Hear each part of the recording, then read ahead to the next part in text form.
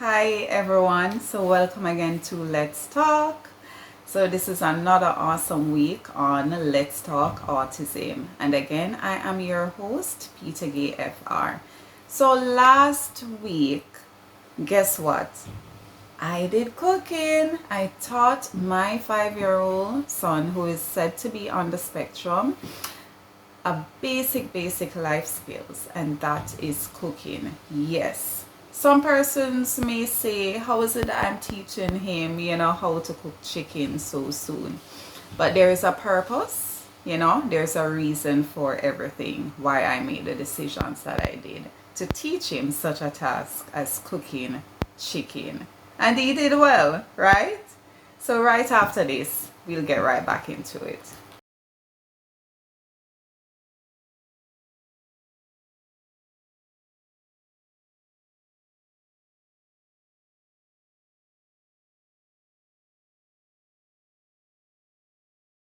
All right, so there you go. So welcome back. So you could see the information above, right, as to the video that I posted last week, teaching my son basic life skills, right, which is cooking. It was an awesome Sunday, and we spent time together. It promoted bonding and all of that. So a lot of questions surrounded that video. I didn't mention much as what is this life skill, what is cooking, what does cooking have to do with autism? All right, so cooking has a lot to do with autism, and so this video is about the video I posted last week. All right, so life skills are essentials, right, to teach people with autism, and not just persons with autism, but persons with disabilities overall. It could be intellectual disabilities, it doesn't really matter. Once you are a person with disabilities, then life skills are important. Why? Their brains are wired differently. And so how a neurotypical person who is said to be a so-called a so-called normal person, right? How we learn, you know, you can be in the home and you watch your parents do whatever it is socially, and you grasp that easily. But as it relates to persons who are on the spectrum, things that you consider easy, it's very difficult for them to learn because of a number of problems, whether it's around sensory challenges or whether it's around you know, communication issues, whatever the case. Those life skills, functional skills, social skills are very difficult for them to grasp, right? The neurotypical person, that is easy. And the technical aspect of it, you know, challenging courses, technical areas of life, then the persons who are said to be on the spectrum grasp at those easily within seconds. I mean, you have autistic children, well, all geniuses, they are autistic, right? So you have the ones who are high function autism persons, and I mean, them can tell you how much stars are in the sky, you understand, within like a split second. And you have some where their memory is intact. They could view a whole country, right? Whether by drone view or helicopter view or whatever the case is, and they're able to draw it, right? Like for instance, Stephen, I think it's Stephen Wiltshire, I think that's his name. I mean, he's a great artist, and he could just fly over the whole New York City, you know, and he's able to draw exactly how much windows are on each building, you know. So they are brilliant in a certain way, and then in an easy way you definitely have to teach them, and those easy skills you have to break it down for them step by step. All right, so let's get back into it. All right, so it is even important, right, to have them engage from an early age. It is very important that us, the parents, engage these persons who are said to be on the spectrum from a very, very early age. Why?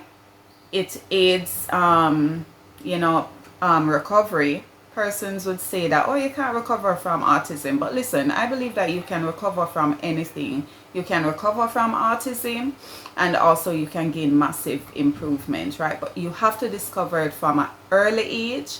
Another thing, you cannot be in doubt. You cannot be in denial of it, because when you begin to do that, then you block the possibility of getting the right resources, the right help that your child needs to make him be, or make him or her be the great as to whatever, you know, they're great in. We have to help them, you know, right? Once the condition is there, we have to help them to overcome, you understand? And they can be great. They are to be great. And one thing to note, no one autistic child is going to be the same as another. All of them differs, right? So you can't judge another person autistic child and assess your child based off that. You have to know your child, assess them, right, and know exactly how to proceed and how to help them to become their best selves. All right, so the importance of life skills, right? The importance of life skills is that, one, it teaches them how to be independent at home, school, and in the community. Let's face it, it's not all the time that you're going to be there.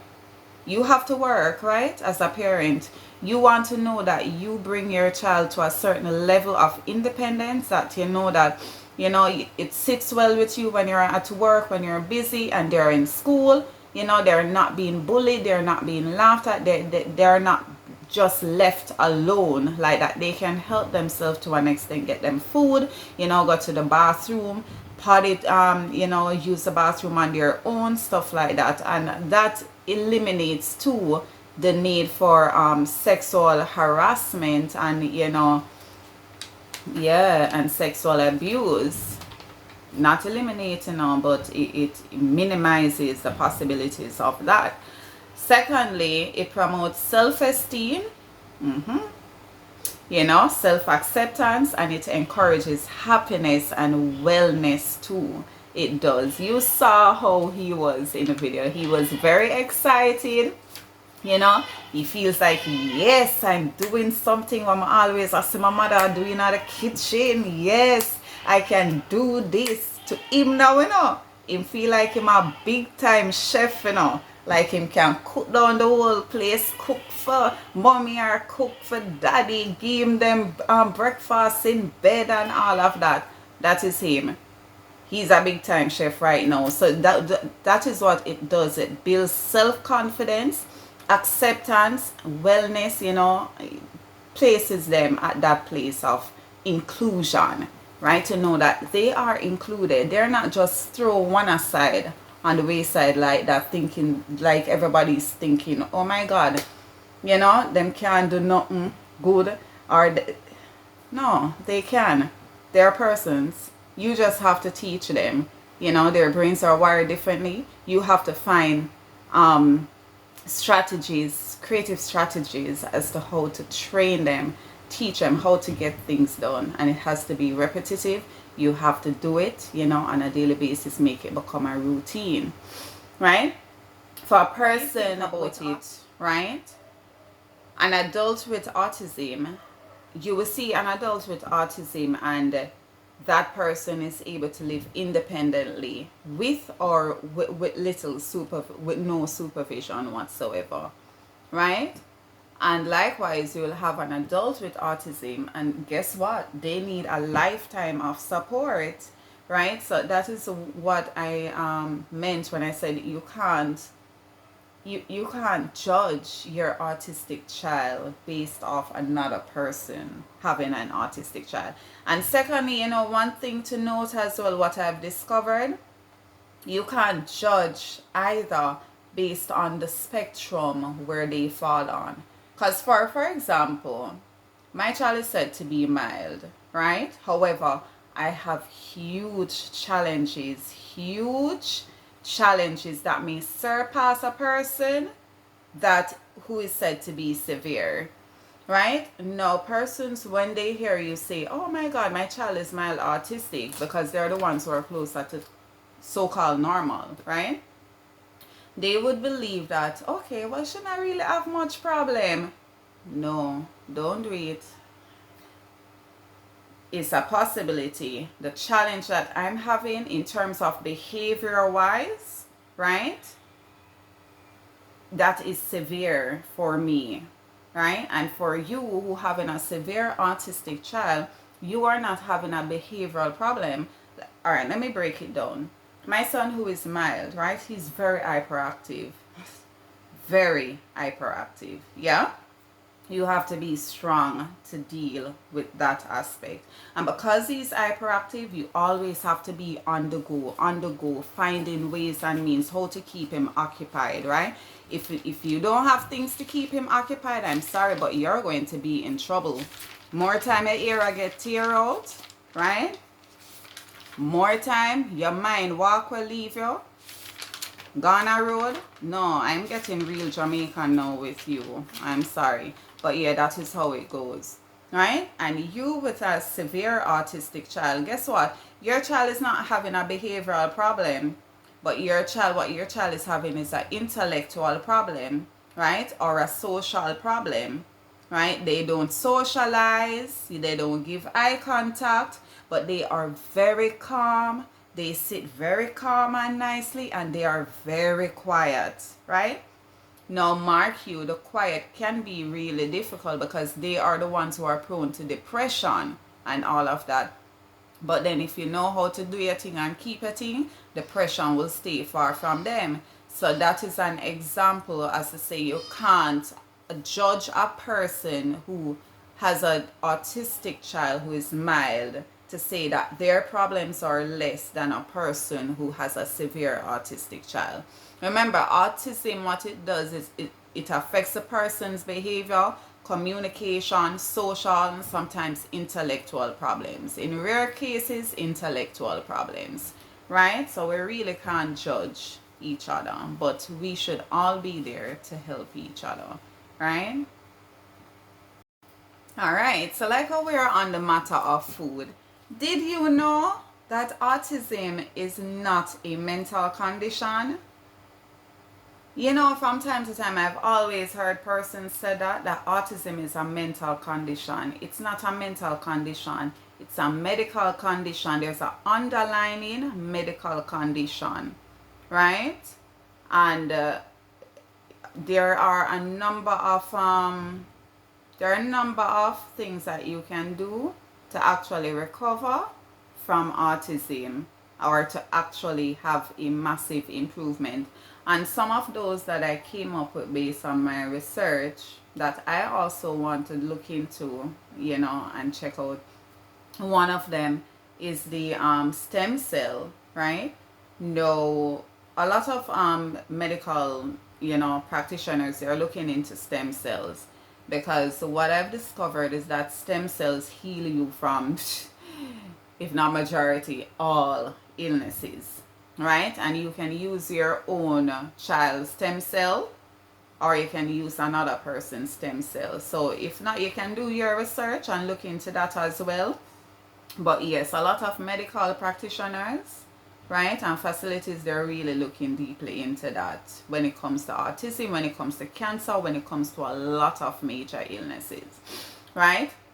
Another one is a biochemical treatment. Now what this does, they detoxify your entire body of everything that is in there, and they replace it with, proper nutrients, probiotics, the bad and good bacteria, all of those things, right? And it is important, and this is what, as it brings us back to dieting, it's important for us to maintain a gluten-free diet with our children. I know for some of us it's very difficult, like for me currently, it is difficult because all he eats is porridge. So what I have to do, I discover many ways of doing porridge. I blend up everything, give him from fruit porridge to vegetable porridge, to mix with seeds, chia seed, sesame seed, every seed, sunflower seed, pumpkin seed. He doesn't really like the pumpkin seed, but sometimes I give it. And sometimes what I do, I boil the peas, red bean or kidney bean, butter bean, broad bean, stuff like that. And I cook it, and then I blend it with his porridge. Sometimes I even give him porridge with egg, Yeah, drop a little boiled egg in it, just the white part. It's a piece of the white part. Sometimes I do that. Sometimes I put a little turmeric in it as well. But I know how to mix and match, what to go and what not to go with what. I'll do another episode on that one pertaining to his food style, definitely, because I know some persons, especially you're just finding out, you don't know what to do. All your son wants to eat, or all your son or daughter wants to eat or drink is porridge or milk. But there are creative ways that you can ensure that they're receiving the right nutrients until you really get them to that place of eating solid food. And another thing too, it sensitizes them with the different taste. So even though it's being blended within the porridge or whatever, they're being sensitized with the taste of pumpkin, because I blend up all potato, yam, everything, right? Cho, everything in his porridge, right? So it's basically like he's eating, but he's, if you know what I mean. So another remedy is called the ABA therapy. I personally believe in the ABA therapy, right? That's called applied behavior analysis therapy, right? It works. I believe it works. So if you want to know more about it, which I will also seek to do another video specifically on that, because that one is an entire topic by itself, right? But you can also do your research on it. A lot of persons, they prefer the ABA therapy as well, as it really does wonders. That is what I do with my son, right? In terms of, bringing him to where he's at. It's really the ABA approach that I've used, and it works wonders even in home. So another one is occupational therapy. I recommend speech as well, but not so much. To me, I don't think speech is important really, because really through the occupational and the ABA, it also fosters speech as well. But if you still want to, provide speech therapy, then fine, so shall it be. All right, so enough of that. So cues, how you know when your autistic child is ready to learn to cook or to be in the kitchen. Like for me, for example, my son, I saw him keep opening the fridge. I say, mommy, food, pumpkin, because what I do, I sensitize him with the names of the items, right? So now he'll be opening the fridge, mommy, pumpkin, mommy, chicken, mommy, I want food, mommy, mac and cheese. But he doesn't really want it to eat now. He would be like rubbing his tummy and he'll be like, yummy, mommy, yummy food, pizza, mommy, pizza. So what I did was to, I teach him of the utensils separately because you have to do it in stages. And I observed that my son has a sensory problem, right? Autism carries high level of sensory challenges, whether it's sight, which is light, whether it's sound, which is audio thing, or whether it's texture, right? So he would look at a scrambled egg and he would go like, yeah, he would gag, really, I want to throw up. And it's not the smell, it's just the texture, the shape of the scrambled egg, right? Like instantly he would see it stuck at his throat.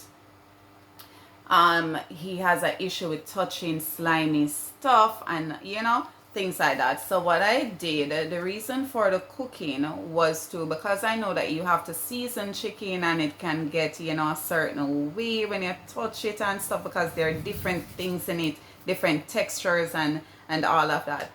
So I engage him, and what that does as well is to promote engagement and inclusion. So I separated the things. First of all, I taught him how to do the basic things, like to hold a knife, to cut, to know what it feels like, what the knife can do, because you have to teach them those things, right? Because some of them are very rough, like my son, very rough. So you have to teach him, what does the knife do? Yes, dangerous, if you do like this, it cuts you. I remember I was cutting something in the kitchen, and I know I have a tendency when I'm cutting anything, it will, slice me. So I ensure that he's there and he sees it, and I will make the sound, even though for me I've outgrown, those little scars. So I wouldn't really be like, ow, ow. But for him, I did it so that he knows the severity of it, that he knows what a knife can do. So I was like, ow, ow, ow, ow, hurt, hurt, hurt. Dangerous. This is so dangerous. Knives are very dangerous. Sharp objects are dangerous. But you have to keep using those same terms. Whatever you use, you have to keep using those. But that Sunday, the cooking, what it did basically is to bring him to a place of feeling the food, the different textures, and getting over it. Because it really pains them, when them feel certain things, it pains them. When the lighting, it gives them headache, eye ache, stuff like that. So when they feel things, I don't know if it's adrenaline rush or whatever, or nerve, you ever see when you don't really like the feel of something and you get that rush in your body, it brings off this pain. That is what happens with them, right? So you have to do it step by step in stages, right? Another cue also is echoic words. So if your child is not really fluently speaking, echoic word, or words that common, that you will hear them with, just a one word, whether them say milk, whether them say food, knife, fork, you have to know when to really step in and to promote communication. So when you hear your child with an echoic word like that, they're echoing what they have heard before, right? So once you hear that, yeah, know that there's hope. Your child will speak, but you have to be there to help to pull that and to know when to step in to pull that communication. Before communication though, know that when you hear echoic word, is for you to step in and to improve language, right? So start to put tags, tag everything in your house, even from before you hear an echoic word. Tag everything in your house, right? As to the items, make sure the wordings are big and clear, that they understand, because they learn by visual as well. And engage them in your kitchen a lot. That promotes, it brings them to a place of wanting to eat. Like, I know my son soon eat because he keeps talking about it. I always have him in the kitchen, right? I always have him around me eating, and I'm always engaging him. Here, Papa, do you want some of this? Do you want chicken? Do you want, fries? Do you want mac and cheese? And I would say the name. Do you want pizza? Do you want bread? Do you want crackers? And I'll be like, yummy, right? Yummy, it's delicious, right? And I would encourage him to smell. So before I started him that day on Sunday with cooking, I re-engage him in terms of smelling. Again, I put the scallion to his nose, and I said, smell that. You see the smell? And then I put the garlic. Smell, what is that? That's garlic. And then I put the scallion again. Smell, what's that? That's a scallion. And then I put the garlic again. Smell, yes, that's garlic. And then he would tell me in the third round what they are. And I'll put the tomato and stuff like that, so he knows the difference. I'll put the vinegar so he gets sensitized with the smell, right? Assess the skills. That is very important. Figure out their difficulties and their strengths. Like for me, I know that he needed improvement with his motor skills, and so cooking, promotes that, because he would have to open the cork with the bottles, he would have to hold a knife, he would have to use the utensils, he would have to be using up his arm muscles and stuff like that, to season the meat, to wash the jar, the basin and stuff like that, to turn on the pipe, turn it off. So it really encourages a lot of things. I tell you, engage your children in these areas. It really does help. Right? I'll teach him to offer wash bathroom. Yes. And it's not to say I want to abuse a child, but it helps them mentally. It helps them. It places them at this place of understanding independence, know what it is like to scrub. It promotes a sensory skill, just to hold even the Scotch-Brite. The reason why I use a Scotch-Brite instead of the sponge is so that he gets sensitized with his sensory to feel things, feel the crust of it, the roughness. So when it comes to cooking, we all know that cooking with your children is a fun, enjoyable moment, right? But with an autistic child, it can be very daunting, right? And the reason for this is because an autistic child, it brings forth a lot of different challenges. And before you get into cooking or any training of a life skill, right, you would first have to understand the challenges that may arise with an autistic child, right? Understanding that, you will now learn how to set goals, strategies, creative means and ways as to how to get this lesson across to your child, right? To establish a program that is suitable for your child, right? And some of those problems I discover are like following instructions, directions. So you have to find ways as to how to address that, and you have to do it stage by stage, right? Basic things throughout their life. So like if you ask him or her, put your shoes on, put your red shoes on, put your black shoes on.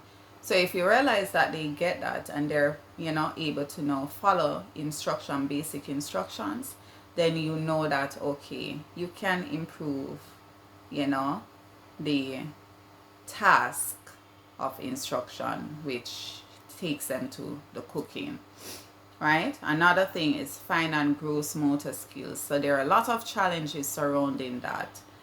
So you will have to develop strategies and ways how to get them to do things, right? Whether it is that you want to do hand over hand support, which I encourage that you have to do that for a time. If it is that you have assessed your child and see that they're not fully ready to really stand on their own, where you are able to give verbal cues. If they're not ready for that, then I encourage you to continue the hand over and supportive gesture until they really get it. All right, so I also encourage you to just stand back, and allow your child to be great. Stand back, allow them to apply the knowledge that they have learned. If I realized in the video on Sunday, I wasn't saying anything for a while, just to give him time to ask his questions, to say what he wants to do. And I remember, one of them that hit me was when he said, Mom, where's the tomato? And I was like, okay, he got it. And I didn't give a cue as hand pointing. I just said, tomato is over there. So I gave him that space to think. When I say tomato is over there, he knows that, okay, the seasoning are over there. So it must be to the left that my mom is talking, where the other stuff are. All right, so he looked and he saw it and was like, oh, here it goes. And I was like, wow, awesome. Also, another thing to note, I didn't stop to say, wow, good job. You have to know when to not do that, when to stop doing that. I'm always doing that, but you have to know when to not do that, so they don't think that, okay, even when you have become a master at this, right, then expect to get praises as well. No. When they have become a master at, skills that are very mandatory, you don't continue saying, wow, well done. Like, for example, I've always been saying that because he carries constipation problem, and that's another episode I think I will be doing as well, because autistic children are prone to constipation, right? So I promote, the way in which I do it to promote, him defecating or passing his stool, I do a lot of, wow, that's so awesome, big poop, good job, you're a big boy, right? So when I realized he started repeating what I have said to him at every moment when he passes stool, I realized that, okay, so it's an ongoing thing, he gets it now. I no longer do that, and I realized he stopped. He has gotten mature now, so whenever he poops, I would, not know sometime that, hey, listen, him poop. Because usually how I would know, he would shout in the house, Mom, Grandma, big poop, yay, I did it. Come, guys, look. And then the whole community would know, so I stopped that completely, and I realized he has gotten more mature, so he doesn't do it. When he poops, he just poop, and then that's it. So know when to give the appraisal, like, yay, good job. Know when to do it and when not to do it, so they also along the way they gain maturity in how they they conduct themselves. So right, so that is it, guys, for this week. I hope this video helps a lot. I hope that it provides information, and for the ones out there who have just encountered the whole community of autism, I hope this video helps, and I encourage you to do your research as well on your own. I encourage you to be hopeful. Autism is not a death sentence. Come on, your child can be great. Don't quit. Your child can be great. You might just say your child become the prime minister or the president. Don't worry your head. Pray often. See God and the matter. The Father said, trust in the Lord with all your heart. Lean not on your own understanding. In all thy ways acknowledge him, and he shall direct your path. Right? So it is so that the works of God can be seen in the child. It's not the child's fault, or it's not your fault. Right? So love your child and try to seek ways as to how to improve their skills. Right? So thanks again for joining me this and every Friday. So see you next time. God bless.